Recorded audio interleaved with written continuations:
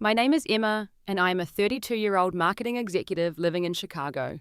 When my parents divorced at 16, I never imagined how it would shape my relationships for years to come. As I prepared for my dad Jack's 60th birthday dinner at his favorite upscale restaurant, I felt knots forming in my stomach. The whole family would be there, including my mother Sarah, who still carried resentment from the past. I never expected she would stand up during the celebration and make an announcement that would change everything. Before I reveal what really happened at that dinner, let me know where you're watching from and hit that subscribe button if family drama resonates with you, because this story might hit close to home. Growing up, I thought we were the perfect American family. My father Jack was a talented architect with a passion for creating spaces that brought people together. My mother Sarah worked as a real estate agent, and together they seemed like the power couple of our suburban neighborhood outside Boston. Our home was filled with laughter and weekend traditions like Sunday pancake breakfasts and summer camping trips created memories I still cherish. My father and I shared a special bond through our mutual love for design and creativity. He would take me to his office on occasional weekends, letting me play with scraps of blueprints and teaching me how to sketch basic floor plans. When I showed interest in art during elementary school, he converted a corner of our basement into a mini studio where I could paint and create without worry about making a mess. He always told me that creativity was about freedom and expression, not perfection. My mother was supportive in those early years too, attending my school performances and cheering at soccer games. She would proudly show clients photos of my art projects, and I basked in her approval. But something began to change when I was around 12 years old. Sarah received a major promotion to head of her real estate agency, and suddenly our family dynamic shifted. The first changes were subtle. Mum started working later hours and missing some of my school events. When she did attend, she seemed distracted, often stepping out to take business calls. Dad would make excuses for her, saying, "Your mum is building something important, Emma. We need to support her dreams too." By the time I turned 14, Mum had transformed. Her wardrobe upgraded to exclusively designer labels. She traded her sensible sedan for a luxury SUV, and her circle of friends changed to include only the wealthiest clients and business associates in town. But the most painful change was how she began treating Dad and me. "Jack, that shirt makes you look like you're trying too hard to be casual," she would say at neighborhood gatherings. Or, "Emma, honey, you really should reconsider that hairstyle if you want to be taken seriously." Each criticism was delivered with a smile, often wrapped in what she called helpful advice. But they stung nonetheless. Dad would brush these comments off, maintaining his easygoing nature, but I noticed how his smile would tighten and how he became quieter at social events. The arguments started when I was 15. They thought I couldn't hear them behind their bedroom door, but their voices carried through our home's central heating vents straight to my room. "We need to upgrade, Jack. This house is fine for beginners, but we're beyond that now. My clients ask where I live, and I have to describe this modest neighborhood. It doesn't align with my professional image." "Sarah, we designed this house together. It's paid off comfortable and full of memories. What happened to valuing what we've built over what others think?" These disagreements escalated over months. Mum wanted Dad to take on commercial projects that paid more, rather than the community centres and libraries he was passionate about. She criticised his choice to mentor young architects, instead of networking with developers who could bring lucrative contracts. The breaking point came during my sophomore year of high school. Mum announced she wanted a divorce, claiming Dad wasn't ambitious enough to be her partner. "I need someone who understands my vision for the future," she told him coldly while I listened from the staircase, tears streaming down my face. After the divorce, Dad fell into depression. He moved into a small apartment and I split my time between homes, though I found myself spending more weekends with him. I would bring groceries, making sure he ate properly, and encourage him to keep up with his design work even when his motivation wavered. "You don't need to take care of me, Emma," he would say. "I'm not taking care of you, Dad. We're taking care of each other," I would respond, and those simple words often brought tears to his eyes. Meanwhile, Mum wasted no time rebuilding her life. Within 8 months of the divorce, she married Thomas, a wealthy investment banker, whose home in the most exclusive neighborhood in Boston made our former house look like a cottage. Thomas had no children of his own and showed little interest in becoming a stepfather to a teenage girl with opinions. "Emma, Thomas paid for this beautiful dinner, so perhaps you could show more enthusiasm," Mum would scold when I remained quiet during their elaborate dinner parties. I tried maintaining relationships with both parents despite the growing tension. When I graduated high school, Dad had finally started therapy and was slowly regaining his passion for architecture, taking on small, meaningful projects that brought joy back into his life. During my college years at Boston University studying marketing while working part-time at a local design firm, I became truly financially independent. I refused Mum's offers to pay my tuition, instead, taking out student loans and earning scholarships. This decision widened the rift between us, as she viewed it as a rejection of her success rather than my step toward autonomy. "Why struggle unnecessarily when we can easily afford to help you?" she would ask, missing the point entirely. When I graduated college, Dad attended proudly, having recovered much of his former self, though with new wisdom etched into the lines around his eyes. Mum sent an expensive watch as a graduation gift, but didn't attend the ceremony, claiming a business conference in Europe couldn't be rescheduled. After graduation, I accepted a position with a marketing firm in Chicago, partly to build my career, but also to create some geographical distance from the family tension. Over the following years, I built a successful career, eventually becoming an executive at a respected agency specializing in socially responsible brands. My relationship with Mum remained strained but civil. We spoke monthly by phone conversations that rarely went deeper than surface updates about work and social events. She never asked about my dreams or struggles, focusing instead on appearances and achievements she could mention to her friends. My connection with Dad, however, grew stronger through our weekly video calls and quarterly visits. During one visit 5 years ago, he introduced me to Lisa, a kindergarten teacher, with a warm laugh and genuine interest in others. Their relationship blossomed slowly, and I was thrilled to see Dad truly happy again. Lisa never tried to replace my mother or even be a stepmother to me as an adult. Instead, she became a trusted friend who clearly adored my father. Life settled into a new pattern, and while not perfect, I found my own definition of family in the relationships that offered genuine support and acceptance. 6 months ago, I realized my father's 60th birthday was approaching. This milestone deserved proper celebration, especially considering how far he had come since those dark days after the divorce. After discussing with Lisa, I decided to organize a special dinner at Maison Laurent, an upscale French restaurant that Dad had always admired but considered too extravagant for regular dining. "He talks about their coq au vin every time we walk past," Lisa told me over the phone. "He would absolutely love it, Emma." The most challenging decision was whether to invite my mother and Thomas. Dad had maintained a cordial relationship with them, occasionally encountering them at community events without drama. After much consideration, I decided that excluding them might create unnecessary tension, while including them showed maturity and family unity. "Are you sure you want to invite your mum?" my best friend Taylor asked when I called her to discuss the plans. The last family gathering didn't exactly go smoothly. She was referring to my cousin's wedding 2 years prior, where Mum had made several pointed comments about my single status and career choices. But I remained optimistic. "It's different now. We're all adults, and this is about celebrating Dad." Mum's actually mellowed a bit since turning 50. I explained, believing my own words. When I called to invite her, Mum's response surprised me. "Of course we'll attend, Emma. Your father deserves a proper celebration, and Thomas and I would be delighted to be part of it." Her enthusiasm raised my hopes that perhaps time had indeed softened old resentments. Planning the perfect evening became my focus. I reserved a private dining room at the restaurant, coordinated with the chef about Dad's favourite dishes, and arranged for a special cake, decorated with miniature architectural elements reflecting his most beloved projects. The most meaningful gift took weeks to prepare. I created a custom photo album chronicling our father-daughter journey, from childhood blueprint lessons to recent visits, interspersed with handwritten notes from people whose lives had been touched by his architectural work. Community centre directors, librarians, and families who lived in homes he designed all contributed heartfelt messages about how his spaces had enhanced their lives. A week before the dinner, I spent hours at the mall searching for the perfect outfit, finally selecting a navy blue dress that projected confidence, while remaining appropriate for a family celebration. I wanted to look successful and put together, especially knowing my mother's tendency to scrutinize appearances. During my weekly call with Dad, I carefully avoided mentioning specific details while ensuring he kept the date open. "I need you dressed nicely next Saturday at 7, I told him. "Lisa knows the plan, so she'll make sure you're ready." "You don't need to make a fuss, sweetheart," he protested mildly. "It's not every day my favourite architect turns 60, Let me celebrate you, Dad. My boyfriend Mark agreed to attend as my support system.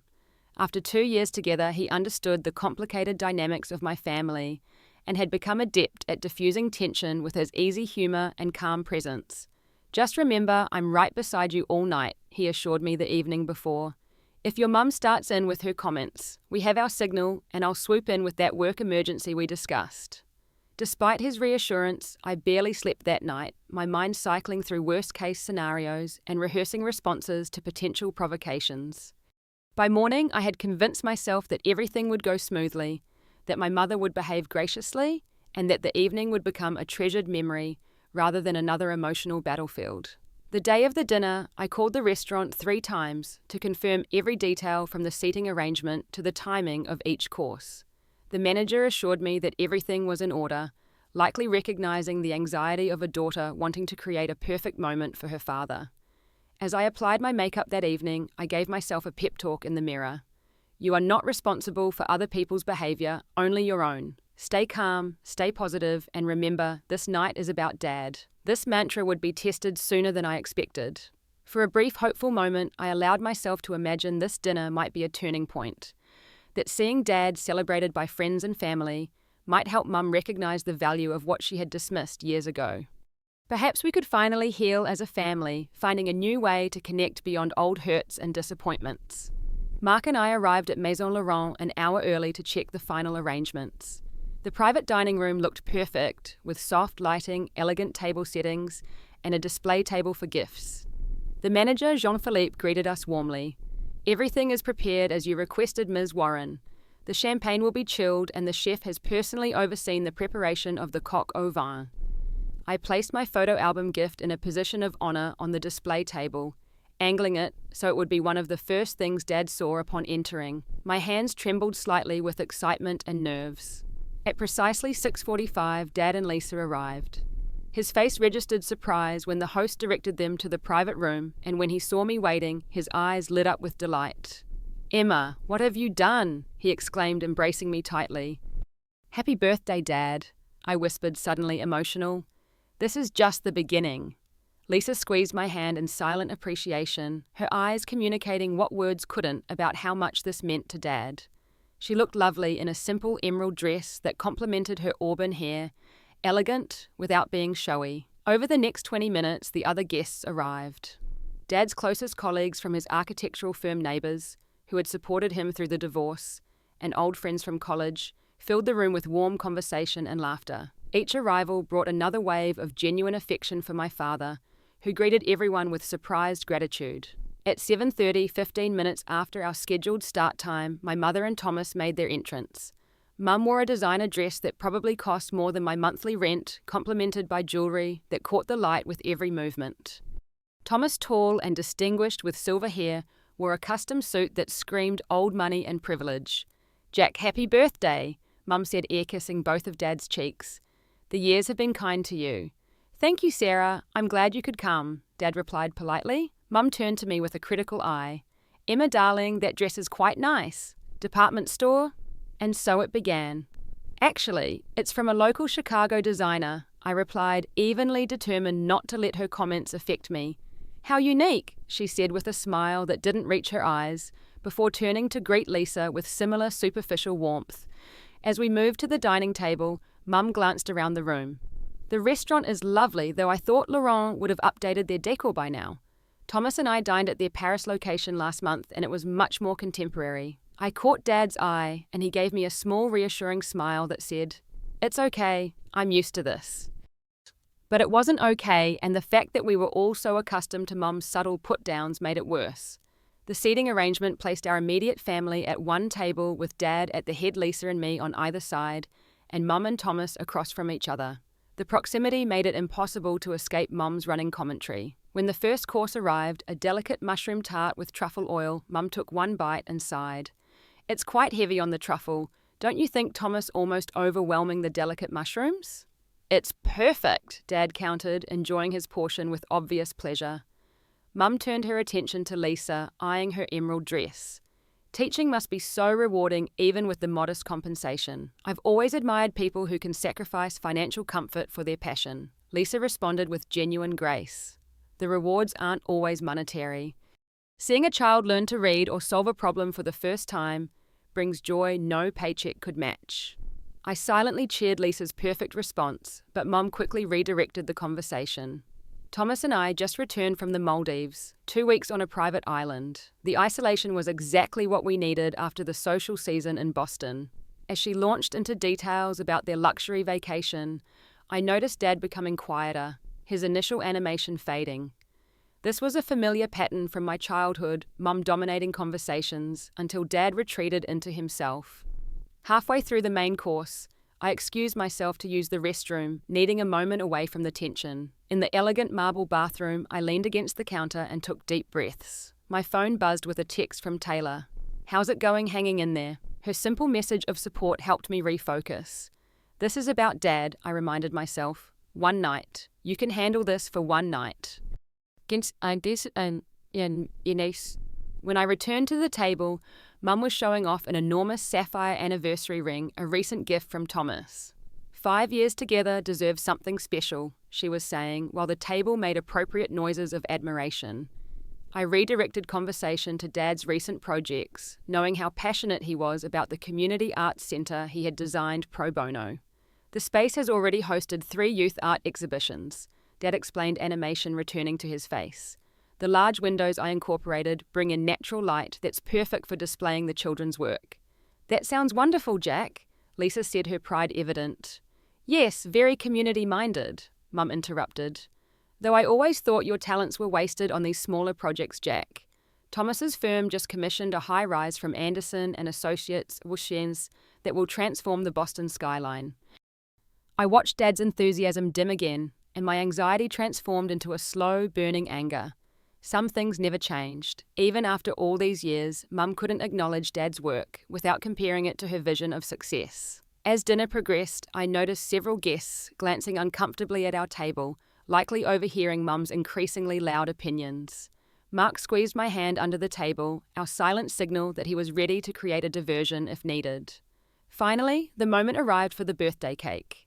The lights dimmed as servers brought in a stunning creation decorated with miniature architectural elements from Dad's most significant projects. Everyone sang happy birthday, and when the lights came back up, Dad's eyes were moist with emotion. "I don't know what to say," he began, looking around the room. "Seeing so many dear friends and family here means more than I can express. The past decade has taught me that success isn't measured by the height of buildings or the size of commissions, but by the relationships we build and maintain through life's challenges." He looked directly at me. "Emma, thank you for organising this beautiful evening. Your thoughtfulness and love have always been my greatest joy." The room applauded, and I felt tears threatening. It was a perfect moment, filled with genuine affection and appreciation. And then my mother tapped her glass with a spoon. The sharp sound of crystal meeting silver cut through the warm atmosphere. All eyes turned to my mother, who stood with perfect posture and a practiced smile. "I'd also like to say a few words," she announced, her voice carrying the authoritative tone she typically reserved for business negotiations. I felt a knot form in my stomach. Mum hadn't mentioned wanting to speak, and spontaneity wasn't typically her style. Dad looked surprised but nodded encouragingly. "Jack and I shared many years together," she began, swirling her wine thoughtfully. "We built a life, a home, and raised our daughter during what I would call our starter years." Several guests shifted uncomfortably at her choice of words. I glanced at Mark, who raised an eyebrow slightly. "While our paths diverged," Mum continued, "it's fascinating how life evolves and improves with time. When one door closes, not just a window, but an entire glass palace of opportunity can open before you." She smiled at Thomas, who nodded with self-satisfaction. Dad maintained a polite expression, though I noticed his hand tighten around his water glass. "In fact," Mum said, her voice rising with excitement, "Thomas and I are experiencing an unexpected but wonderful new beginning ourselves." She paused for dramatic effect, scanning the room to ensure all attention was focused on her. "At 52, I'm thrilled to announce that I'm pregnant." The room fell silent. I felt as though I'd been dunked in ice water, my brain struggling to process her words. Mum pregnant. It seemed biologically unlikely, but not impossible, and the announcement was so unexpected that questions of plausibility were secondary to pure shock. "We just confirmed it last week," she continued into the silence. "Our miracle baby, a fresh start for our family." I noticed she emphasized our family while looking pointedly at Thomas rather than including Dad or me in that designation. The distinction became horrifyingly clear with her next words. Mum turned directly to me, her expression shifting from joyful to something harder, almost righteous. With this new baby coming, we need to focus on real family, Emma. The room temperature seemed to drop further as she continued. You're not really family anymore, Emma. You chose your father in the divorce, and now it's time for you to live with that choice.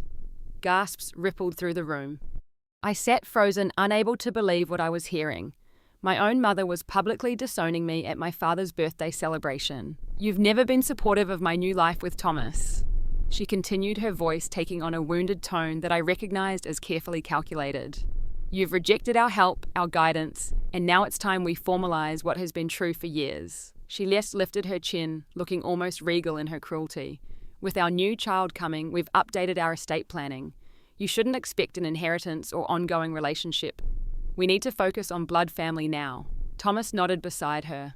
The blood of our new child takes precedence, he added unnecessarily, as though I might not have understood the implication. I couldn't move, couldn't speak. The room spun slightly as blood rushed in my ears. This public rejection activated every childhood fear of not being good enough, every adolescent wound of watching my mother choose status over love. Dad stood abruptly, his chair scraping loudly against the floor. Sarah, that's enough. How dare you use my birthday to attack our daughter? Mum waved dismissively. This isn't an attack, Jack. It's honesty. You turned her against me years ago, and I'm simply acknowledging reality. Lisa placed a gentle hand on Dad's arm, visibly trying to diffuse the situation. Perhaps this isn't the appropriate venue for such personal discussions, she suggested calmly. Mum ignored her completely. I thought everyone should hear directly so there's no confusion about where things stand. The guests around us sat in horrified silence, some staring at their plates, others exchanging uncomfortable glances. The celebration had derailed into something unrecognizable. I finally found my voice, though it came out smaller than intended. Mum, how could you say these things, especially here tonight? She looked at me with cold eyes I barely recognized. I'm starting fresh with a real family, Emma. It's cleaner this way. The words real family cut through me like glass. After years of trying to maintain some relationship with her, despite her criticism and emotional distance, this final rejection struck deeper than I could have imagined. The hurt quickly began transforming into something else, anger built from years of seeking approval from someone incapable of giving it unconditionally. The silence in the room was absolute, pressing against us all like a physical weight. I took a deep breath, aware of everyone's eyes on me. My hands trembled slightly as I placed my napkin on the table and slowly stood. For a moment, I considered walking out, sparing everyone the scene that was building inside me. But something stopped me, some voice that whispered this was my moment to speak my truth after years of careful silence. You know, Mom, I began, my voice steadier than expected. I've spent most of my life trying to be good enough for you. Mum's expression flickered with surprise. She clearly hadn't expected me to respond with anything but tears or retreat. As a little girl, I treasured your approval. I kept my room spotless, earned straight A's, won art competitions, all hoping for that moment when you'd look at me with the same pride I saw when you showed off your luxury car to friends. I took another breath, feeling decades of unspoken words rising to the surface. In high school, I watched you transform into someone who valued status over substance. I saw how you treated Dad, criticizing his compassionate nature and community focus as weakness rather than the strength it truly was. Dad's eyes glistened as he watched me, a mixture of pain and pride in his expression. After the divorce, I tried so hard to maintain a relationship with you. I endured your critiques of my appearance, my career choices, my apartment. I listened to endless stories about your vacations and jewelry, while you never once asked about my dreams, my struggles, or my achievements, unless they could be measured in dollars. My voice grew stronger as I continued, feeling a weight lifting with each truth spoken aloud. I accepted your last-minute cancellations for mother-daughter lunches when better social opportunities arose. I sent thoughtful birthday and Christmas gifts that you barely acknowledged, while graciously thanking you for the expensive but impersonal presents you sent me. Mum's face had paled, her mouth forming a tight line of disapproval. But despite all that, I never stopped hoping that someday you might see me, really see me, not as an accessory or disappointment, but as a person worthy of unconditional love. I turned slightly to include the whole room in my next words. My father lost everything in the divorce, his home, his marriage temporarily, even his passion for architecture. But he never not once made me feel less than cherished. He showed up to every college event, even when it meant driving hours after a long workday. He called regularly, not to critique my choices, but to ask how I was feeling and truly listen to the answer. Lisa nodded encouragingly, tears streaming down her face. So when you stand here and announce I'm not family, I continued, turning back to Mom. I have to wonder what family means to you. Is it only about biological connection, legal obligation, or is it about who stands beside you during life's storms, who celebrates your joys without envy, who loves you not for what you achieve, but simply for who you are? Thomas attempted to interrupt. Now see here, young lady. I held up my hand firmly. I'm not finished. To my surprise, he fell silent, perhaps unused to being contradicted so directly. If your definition of family excludes me, then perhaps I need to reconsider my definition as well. I turned toward my father. Dad, thank you for showing me what real love looks like. Not perfect, not without struggles, but consistent and genuine. I hadn't planned what happened next. Lisa stood up beside me, placing her hand on my shoulder in silent support. I've known Emma for only 5 years, she said, her quiet teacher's voice somehow commanding attention. But in that time, I've seen her incredible compassion, her work ethic, and her loyalty. Any family would be blessed to include her. Then unexpectedly, Dad's college roommate Stephen rose from his seat.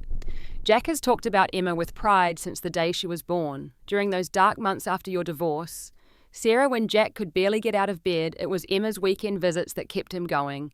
I've never seen a father more devoted. One by one, other guests began to stand.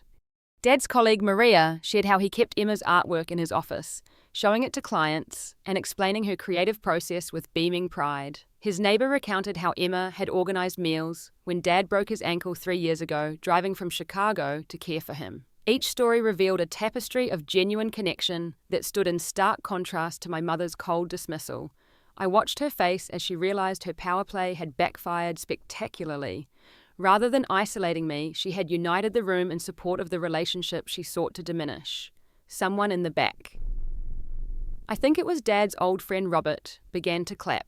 The applause spread quickly, becoming a wave of support that washed over me, bringing unexpected tears to my eyes. Mum and Thomas remained seated as everyone else stood their isolation in that moment, a physical representation of the emotional walls they had built. Mum's face flushed with a combination of anger and embarrassment I had rarely seen. Without another word, she grabbed her designer purse and nodded tersely to Thomas, who stood immediately. They made their way through the standing crowd, no one moving aside to ease their exit, forcing them to navigate awkwardly between chairs and supportive guests. As the door closed behind them, the tension broke. People began speaking at once, some approaching to hug me, others resuming their seats and reaching for wine glasses with shaky hands. Dad enveloped me in a tight embrace. I am so proud of you, he whispered against my hair. So incredibly proud. The dinner continued with a noticeably lightened atmosphere. The dessert tasted sweeter, the conversations flowed more genuinely, and laughter returned to the celebration. What had begun as a carefully orchestrated birthday dinner had transformed into something more authentic, a true celebration not just of my father's life, but of the connections that constitute real family. As guests began departing later that evening, each farewell included words of support and admiration that filled my heart. But mixed with the validation was a profound sadness for what would never be the maternal relationship I had spent decades hoping might somehow heal. Dad squeezed my hand as we watched the last guests leave. "Are you okay?" he asked softly. "I will be." I answered honestly, knowing the night's events would take time to fully process. For the first time in my adult life, I felt the peculiar mixture of grief and liberation that comes with finally accepting a painful truth.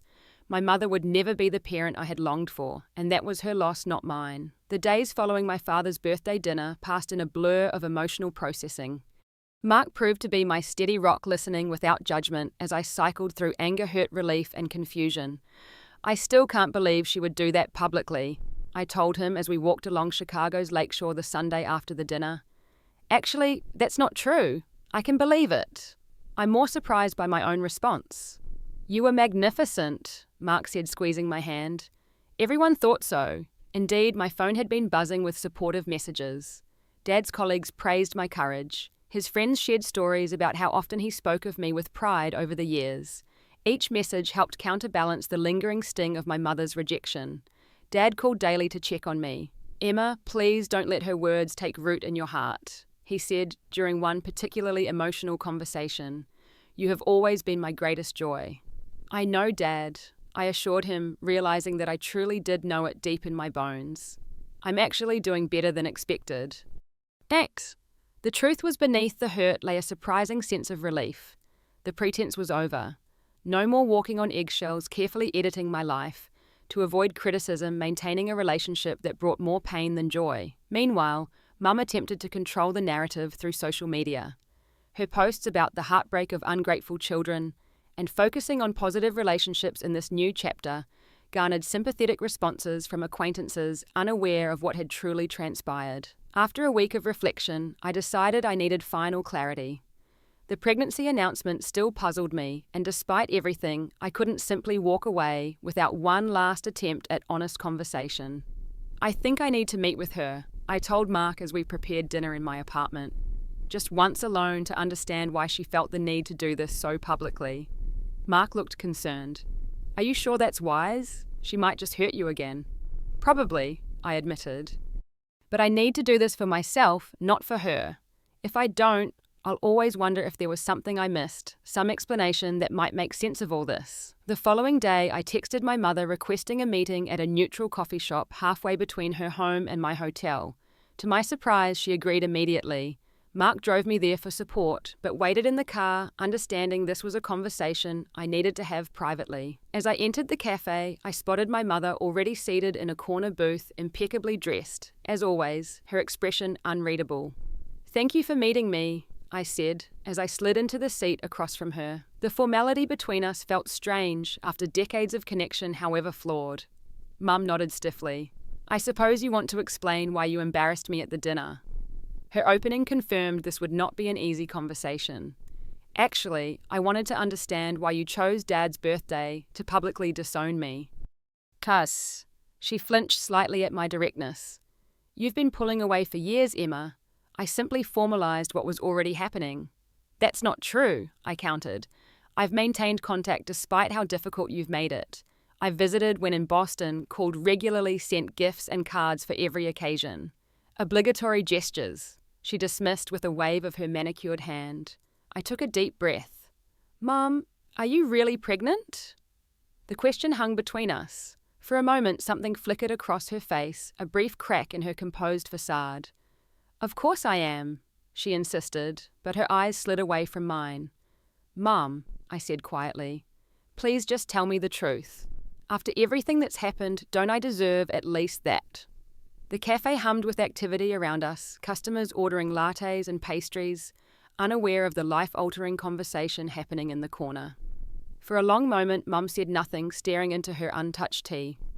No, she finally whispered so softly I almost missed it. I'm not pregnant. Despite having suspected this, the confirmation still shocked me. Why would you lie about something like that? Her perfectly composed exterior began to crumble. I needed something dramatic to regain control of the situation. You were all celebrating Jack as though he's some kind of saint, when he's just a man who chose mediocrity over greatness. Dad chose purpose and meaning over status, I corrected. But this isn't about him. Why publicly reject me? What did I do that was so unforgivable? Mum's eyes shimmered with unexpected tears. You chose him, she said, her voice suddenly fragile. From the moment the divorce happened, you aligned yourself with Jack, judging my choices, rejecting the life I built with Thomas. I was 16 when you left, I reminded her. Dad was devastated. He needed support. And even then, I tried to maintain a relationship with you. You looked at me exactly the way my mother looked at me, she continued as though I hadn't spoken. That disappointment, that judgment. I wasn't going to live under that gaze a second time. This revelation stopped me short. Your mother, you've barely mentioned her. You told me she died when you were young. She didn't die. She cut me off when I was 20 because I didn't become the daughter she wanted. Mum's voice had a hollow quality I'd never heard before. I wasn't academic enough, refined enough. I chose real estate over college, married young, didn't fit her social circle. The pieces suddenly clicked into place. So you're repeating the pattern, I said softly, doing to me what was done to you. Her head snapped up. I am nothing like my mother. I gave you everything. Everything except acceptance, I said, the realization dawning fully. You gave me things, opportunities, but withdrew emotionally whenever I made choices different from what you wanted. Confrontations. Mum dabbed at her eyes carefully to preserve her makeup. I built a beautiful life after leaving your father. The right home, the right husband, the right social circle. But you looked at it all with such disdain. Not disdain, Mum. Confusion. I couldn't understand why appearances became more important than connection. Because connection hurt too much, she said, suddenly vulnerable in a way I'd never witnessed. My mother taught me that people leave. Better to build a life on things that don't disappoint. For a moment, I glimpsed the wounded young woman beneath my mother's perfectly constructed exterior. The cycle was clear, now her mother's rejection leading to her emotional walls, which in turn had wounded me. 3 generations of women unable to break the pattern of conditional love. I'm setting boundaries, Mom, I said firmly, feeling stronger than I had in her presence for years. If you want any relationship moving forward, it needs to be based on mutual respect. No more criticism disguised as concern, no more love contingent on meeting your expectations. Her vulnerability vanished as quickly as it had appeared, replaced by familiar coldness. You sound just like your father, with his talk of feelings and authenticity. Thank you, I said simply. I take that as a compliment. Mum's face hardened further. This pregnancy announcement may have been premature, but my other points stand. Thomas and I are simplifying our lives, focusing on relationships that align with our values. In that moment, I recognized that while I might better understand her wounds now, understanding didn't obligate me to accept ongoing toxicity. I wish you well, Mom, I said, gathering my purse and standing. If you ever want a relationship based on genuine acceptance rather than control, I'm open to that conversation. She remained seated, her back straight, her expression closed. You've made your choice, Emma, just as I made mine years ago. The difference is I'm not choosing between you and Dad. I'm choosing health over harm for myself. I walked out of the cafe with surprising steadiness, the weight of decades lifting with each step. In the car, Mark waited with concern etched on his face. How did it go? He asked as I buckled my seatbelt. About as expected, I said. She's not actually pregnant. It was a power play that backfired. I called Dad from the car, needing to share the truth. She made it up, Dad. There's no baby. His sigh carried years of familiarity with Mum's manipulations. I suspected as much. Are you okay, Emma? Actually, I think I am, I said, surprising myself with the certainty in my voice. For the first time, I feel like I can stop trying to win her approval. It's freeing. Gemeint. That evening, Mark and I discussed how family patterns repeat when left unexamined. My father was emotionally distant too, he shared. I've had to consciously work against that tendency in our relationship. His honesty touched me deeply. I don't want to carry this forward, I told him. If we ever have children, I want to break this cycle for good. The next day, I made an appointment with a therapist specializing in family trauma, recognizing that understanding the pattern was only the first step toward healing it. During our initial session, I found myself sharing memories I had suppressed for years, small moments of maternal withdrawal that had shaped my constant striving for approval. What you're describing is emotional neglect, the therapist explained gently. Children need more than physical care and opportunities. They need to be seen and valued for who they are, not what they achieve. Those words resonated deeply, naming the emptiness I had felt since childhood. How do I move forward? I asked. By recognizing that her limitations weren't about your worthiness, she answered, and by consciously choosing different patterns for your own life and relationships. This perspective began a healing journey that would unfold over months of work, gradually reshaping my understanding of family love and self-worth. 6 months after the birthday dinner revelation, my life had transformed in subtle but profound ways. Regular therapy sessions helped me understand the generational patterns that had shaped my relationship with my mother, and more importantly, how to avoid perpetuating them in my own relationships. I established clear boundaries with Mum, limited structured contact that protected my emotional well-being while leaving the door open for a healthier relationship should she ever be willing. Our interactions were now confined to occasional text messages and carefully timed phone calls that I ended at the first sign of manipulation or criticism.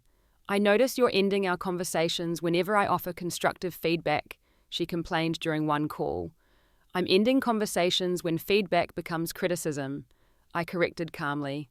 "I'm open to reconnecting when you're ready to interact with respect." These boundaries were initially met with resistance and attempts to re-establish control, but I remained firm. The emotional charge of these encounters diminished with practice, and I found myself responding from strength rather than reactive hurt. Meanwhile, my relationship with Dad and Lisa deepened. Our Sunday video calls became a cherished ritual, and I visited Chicago monthly for weekend dinners where conversation flowed easily from professional achievements to personal growth to silly memories that had us laughing until tears came. "You seem lighter," Dad observed during one such visit as we walked through his neighborhood after dinner. "More at peace." "I am," I confirmed.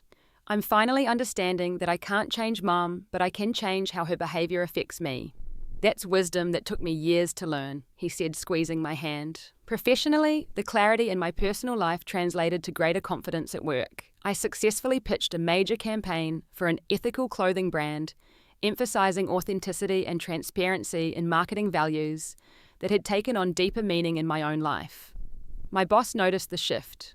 "Whatever's changed in your approach, keep it up," she said after I landed the account.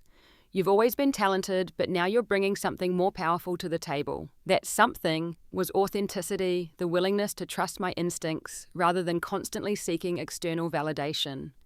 The promotion to senior executive that followed felt like confirmation that my personal growth was creating professional opportunities as well. Mum's attempts to maintain control over family narratives continued through carefully curated social media posts and comments to mutual acquaintances. But these efforts increasingly fell flat as family friends witnessed the contrast between her words and actions. When she declined my invitation to Thanksgiving dinner at my new Chicago condo, I felt only peace with her decision. The gathering would include Dad, Lisa, Mark, and friends who had become chosen family over the years. People who celebrated rather than diminished one another. As I prepared the apartment for the holiday arranging name cards at a table that would not include my mother, I reflected on how dramatically my understanding of family had evolved. The little girl who had desperately sought maternal approval had grown into a woman who recognized that worth comes from within, not from others' validation. Mark found me standing by the dining room window, lost in thought. "Everything okay?" he asked, wrapping his arms around my waist. "More than okay," I assured him.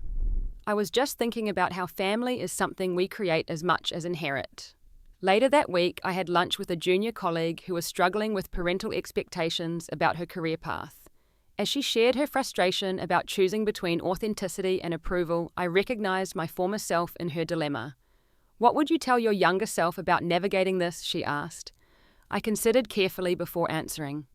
That other people's expectations reveal more about them than about you, that disappointing others is sometimes necessary to avoid disappointing yourself. And that chosen family can provide the unconditional support biological family sometimes cannot. My words seemed to lift a weight from her shoulders. "Would you be willing to mentor me?" she asked hesitantly.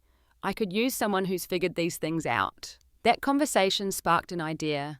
With my therapist's encouragement, I began volunteering with a program supporting young women from broken homes, offering the perspective and guidance I had needed during my own turbulent years. Each mentorship session reinforced the lessons I was still integrating, that breaking generational patterns requires conscious effort, that boundaries are acts of self-respect, and that genuine connection depends on accepting others as they are not as we wish them to be. During a particularly meaningful therapy session, I discussed my evolving feelings about my mother. "I'm no longer angry," I realized aloud. "I'm sad for her. She's missing the joy of real connection because she can't risk vulnerability." My therapist nodded. "That's the difference between forgiveness and reconciliation. You can release the anger without resuming an unhealthy relationship." This distinction proved liberating. I could wish my mother well without subjecting myself to her criticism. I could honor the good she had given me while acknowledging the harm. And most importantly, I could stop waiting for an apology or change that might never come. On a crisp fall afternoon, Dad and I took a long walk through a Chicago park, blazing with autumn colors. I worried about you after Sarah's announcement at the birthday dinner, he admitted, but you've handled it with such grace. Not always gracefully, I laughed. Ask Mark about the night I threw all the photos of Mom into a box and considered a ceremonial burning. Dad chuckled. What stopped you? Realizing that erasing her from my history wouldn't heal anything. She's part of my story, just not the author of my future. He nodded thoughtfully. You know, when your mother left, I thought I'd failed somehow. That if I'd been more successful by her definition, she might have stayed.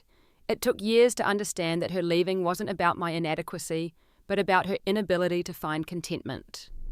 Do you think she'll ever change? I asked.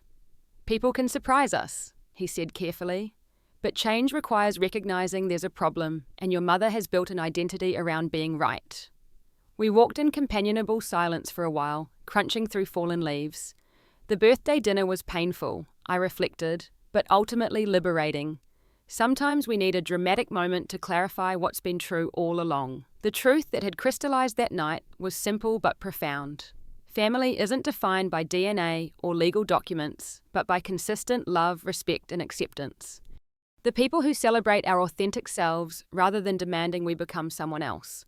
The ones who remain during storms, who listen without judgment, who love without conditions. I had spent decades trying to earn my mother's approval, only to discover that genuine love isn't earned at all but freely given. And while I couldn't change her capacity to give that kind of love, I could choose to surround myself with people who understood its value. As winter approached, bringing the holiday season with its complex emotions, I faced the future with newfound peace.